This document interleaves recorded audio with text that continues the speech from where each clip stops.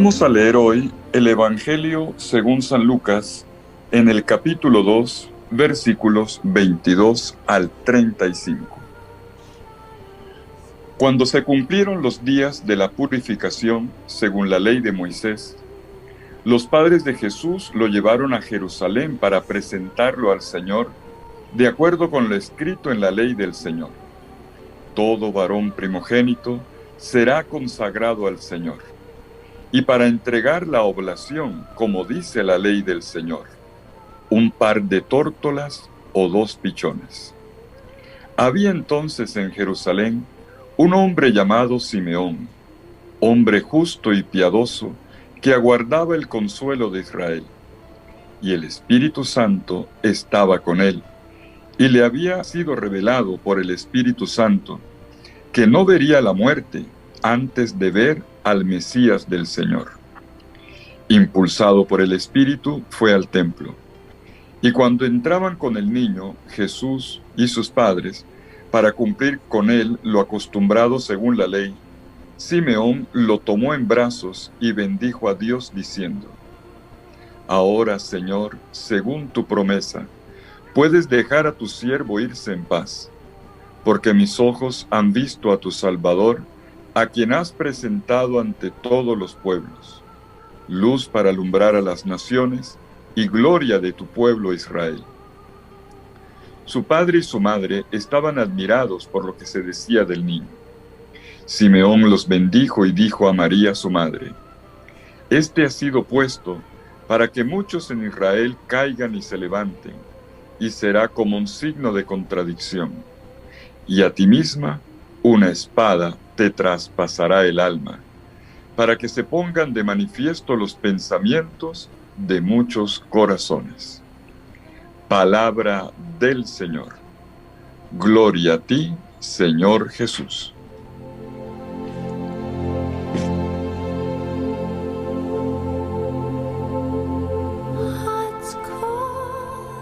En obediencia a la ley del Señor, como lo manda el libro del Levítico, capítulo 12, versículo 3, Jesús es circuncidado al 8º día.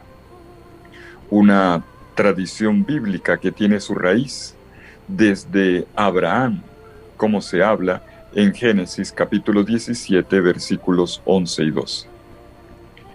De esta forma, el niño Jesús entra a ser parte del pueblo de Abraham, del pueblo de Israel, que es el pueblo de la alianza. El narrador de Lucas pone el acento en el hecho de que se cumple la orden que Dios le dio a María en la Anunciación. El ángel le dijo a María que el niño se llamaría Jesús y que le pusiera ese nombre.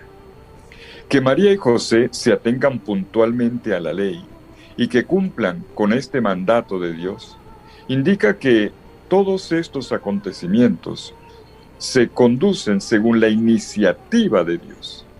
La iniciativa es de Dios, no de los papás del niño. Lo normal es que sea el papá el que le ponga el nombre al niño, pues aquí quien le pone el nombre es Dios. Dios es su padre, y su nombre es Jesús, Yeshua, que significa Dios salva. El rol del niño Jesús es el de ser salvador de todos los pueblos de la tierra, como vamos a ver enseguida en el resto del relato. Inmediatamente podemos notar cómo Lucas nos pone ante una escena grandiosa: la presentación de Jesús en el templo. La leímos el domingo pasado, y hoy y mañana podemos retomar este pasaje con un poco más de calma. El episodio se subdivide en 3 partes. Cada parte está marcada por diferentes personajes. Veamos.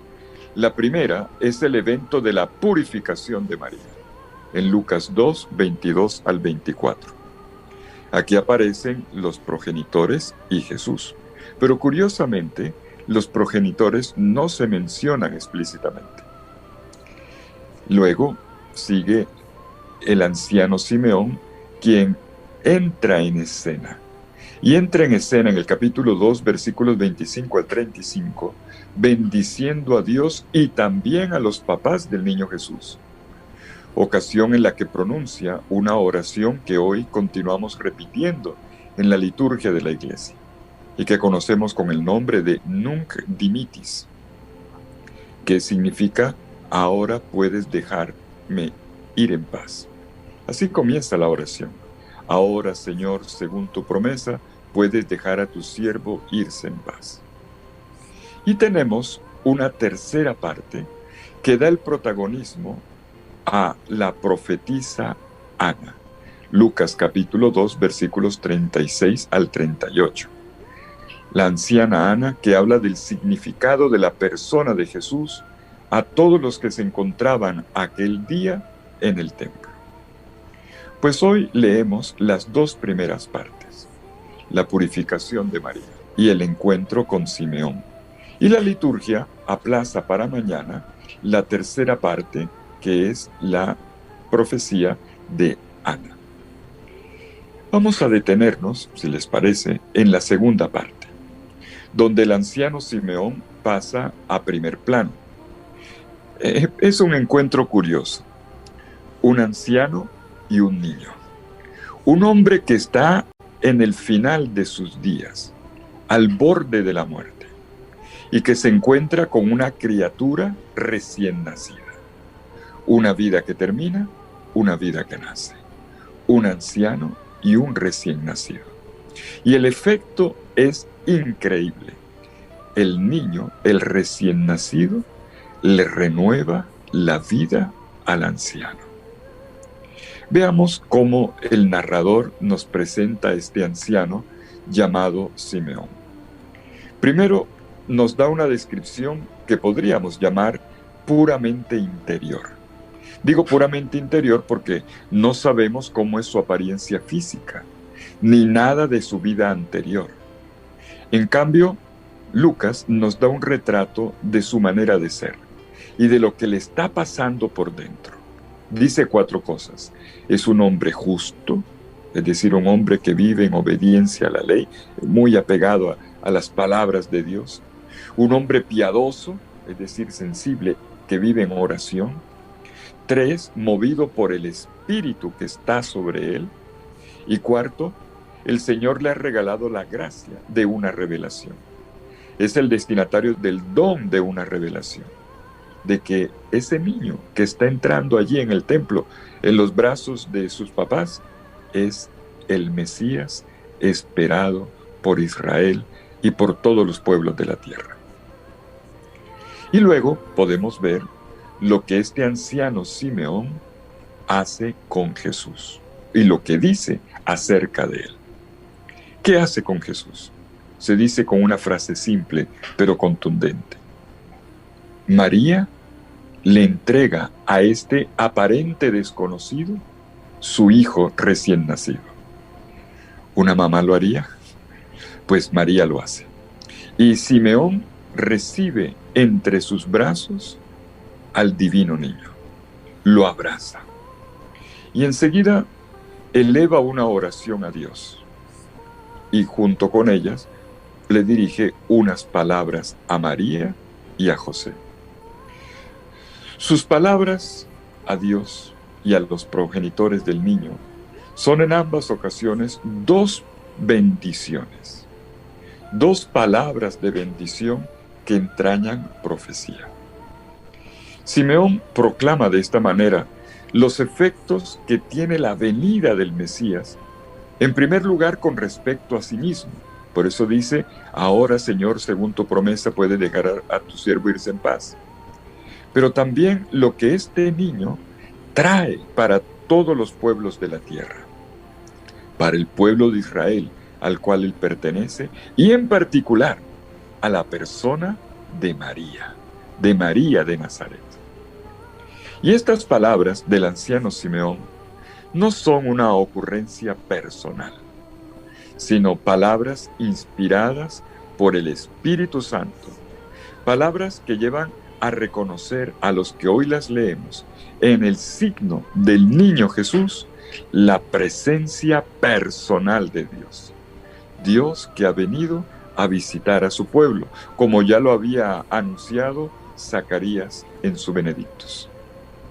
Y no es un detalle menor que el anciano Simeón, así como la anciana Ana, sea una persona que está a la espera del cumplimiento de la promesa de Dios, de la venida del Mesías y de la consolación para Israel que Él trae. Además, como ya dijimos, está cerca de la muerte. Simeón está en ese borde de la vida que puede estar marcada o por la satisfacción de grandes realizaciones o también por frustraciones. Un anciano se puede sentir contento de la vida vivida o también frustrado de no haber hecho aquello que soñaba o aquello que esperaba. El anciano Simeón habría podido morir frustrado, pero no. Su esperanza se ve respondida por medio de la obediencia al Espíritu Santo. Veamos cómo lo expresa en su hermoso cántico. Ahora, Señor, según tu promesa, puedes dejar a tu siervo irse en paz, porque mis ojos han visto a tu Salvador, a quien has presentado ante todos los pueblos, luz para alumbrar a las naciones y gloria de tu pueblo Israel. Es una oración de alabanza y de bendición cortica, pero ella representa una síntesis lírica y orante de toda la teología de Lucas. Anticipa además temas que se van a desarrollar a lo largo del Evangelio y también del segundo volumen de Lucas, el libro de los Hechos de los Apóstoles. Simeón comienza con un ahora. Ahora, Señor, según tu promesa, puedes dejar a tu siervo irse en paz. Ahora, dice el versículo 29. Nin se dice en griego. Con el ahora se refiere a la presencia personal de Dios en la persona del Mesías. En términos parecidos, muy parecidos, va a hablar después Jesús en la sinagoga de Nazaret, en Lucas 4:21, cuando después de proclamar el texto de Isaías, Jesús diga, hoy, ahora se han cumplido estas palabras que han llegado a sus oídos. Jesús es el hoy de Dios, el ahora de Dios, no es el pasado. Esto no es un relato del pasado, no, esto es un acontecimiento del presente, un acontecer de Dios. Y esta oración que comienza con una hora, termina en su última frase con un anuncio del futuro, del don de la paz, que además ya había sido cantado por los ángeles en la noche de la Navidad, el don de la paz y de la salvación para todos los pueblos, para todas las naciones, la salvación universal que trae este niño Jesús. Podemos notar cómo Simeón comienza en su oración hablando de sí mismo. Así lo vemos en los versículos 29 y 30. Pero luego en la segunda parte, él ya no habla de sí mismo. Él extiende su mirada hacia todos los pueblos, con un gran horizonte universal sobre el cual va a llegar la obra salvífica que Jesús, el recién nacido, ha venido a traer al mundo. De esta manera, la salvación anunciada por los profetas, como dice el mismo Simeón, como lo ha dicho el profeta Isaías en el capítulo 40, versículo 5, como lo ha dicho el mismo Isaías en el capítulo 52, versículo 10. Esta salvación anunciada por los profetas llega a todos los pueblos de la tierra por medio del Mesías que ha nacido. Y esta salvación es una persona. El niño al que Simeón ahora tiene aferrado entre sus brazos. Y esta salvación, dice Simeón, se parece a una luz. Está representada como una luz. Así se había predicho del siervo de Yahvé en Isaías capítulo 42, versículo 6, o en el cántico, segundo cántico del siervo, en el capítulo 49, versículo 6. Una luz. Te he puesto como luz de las naciones, había dicho la profecía. Una luz que se ofrece como revelación para todos los pueblos de la tierra, para todo ser humano. Cuando esta luz le toca la piel y se le mete en el corazón, cambia. Algo cambia por dentro para bien. Esta es la salvación. Una salvación para todos los seres humanos, pero también al mismo tiempo es gloria de Israel. Gloria de Israel porque este es el pueblo elegido por Dios, que juega un papel en este plan de salvación que comienza con él, pero que está destinado a la humanidad entera. Solo un detalle. Las palabras finales de la obra lucana, que termina en el libro de los Hechos de los Apóstoles, capítulo 28, versículo 28, le van a hacer eco nada más y nada menos que a estas palabras de Simeón. La palabra de Dios llega, la palabra de Dios que lleva consigo la salvación de Jesucristo, llega a todos los pueblos, justo en el momento en que Pablo, según los Hechos de los Apóstoles, pisa la ciudad de Roma, el corazón del imperio. Y entonces el Evangelio podrá difundirse por el mundo entero, por todo el planeta, por la tierra entera y todo ser viviente que aguarda la salvación de Dios. Y para Simeón esto no es suficiente. Luego de las palabras de bendición elevadas a Dios, dirige unas palabras a María. Y a María le dice, esta ha sido puesta, después de bendecir a los dos, a José y a María, se dirige expresamente a María para decirle, este ha sido puesto para que muchos en Israel caigan y se levanten, y será como un signo de contradicción. Y a ti misma una espada te atravesará el alma, para que se pongan de manifiesto los pensamientos de muchos corazones. A María le habla de una espada. Y la imagen de la espada no es más que la representación gráfica de lo que es Jesús en cuanto signo de contradicción, como lo dice el mismo texto en el versículo 34. Signo de contradicción porque no todo el mundo va a recibir bien a Jesús. Unos creerán, otros no. Unos seguirán sus caminos, otros incluso lo van a rechazar. Se trata entonces de la oposición. La espada representa ese lado negativo, la oposición y el rechazo que Jesús va a encontrar a lo largo de su misión y que lo llevará a la cruz. Y también el rechazo, la oposición que la Iglesia va a encontrar a lo largo de los siglos cada vez que anuncie el Evangelio de Jesucristo, cosa que sigue ocurriendo todavía hoy.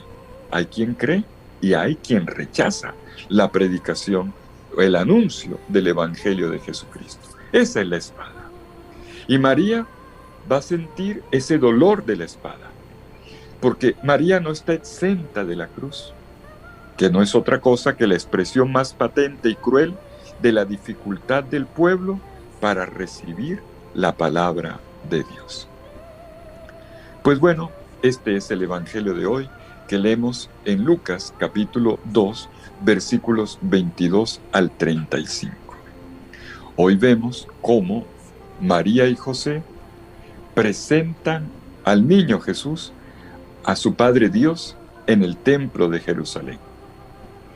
Dos padres jóvenes que demuestran que en Jesús y luego en toda existencia está en juego una fuerza mayor que nosotros, un gran bien que alimenta nuestro amor, una verdad inmensa que hace posible nuestra búsqueda, una vida plena que llena nuestra pequeña ánfora, nuestra vasija, una fuente que nunca falla, que es fiel, que está siempre disponible y que podemos sacarla de allí para nuestra salvación en cualquier momento. En el templo vemos hoy cómo el niño pasa de los brazos de María a los del anciano Simeón con un gesto lleno de confianza. Un gran símbolo, un gesto tierno y fuerte que nos invita también a nosotros a recibir a Jesús que viene de los brazos de María, a tomar a Jesús en nuestros brazos con confianza para recibir en Él la presencia misteriosa de Dios que se encarna, que vive, que se ofrece en el rostro, en los gestos, en la mirada de cada uno de nuestros seres queridos. Todos somos, como el anciano Simeón, profetas, pero profetas de ojos cansados, eso sí, iluminados por el deseo, por la búsqueda. Podemos ser pequeños profetas en nuestros hogares, capaces de repetir a todos los que conviven con nosotros palabras que conocen la gracia de Dios. Te tomo en mis brazos y te sostengo. Sostengo la presencia de Dios entre mis brazos. Te doy la bienvenida en mis brazos y abrazándote recibo la presencia de Dios, la presencia divina. Y esta profecía entra en cada uno de nuestros hogares. Cada vez que nosotros levantamos la voz para decir como Simeón, mis ojos han visto la salvación del Señor. Palabras como bendición para todos los que el Señor también pone en mi camino. Tú eres la salvación para mí, porque tú caminas junto a mí. Mis queridos hermanos, que el Señor los bendiga con su infinito amor, en el nombre del Padre, y del Hijo, y del Espíritu Santo. Amén. Que tengan un lindo día.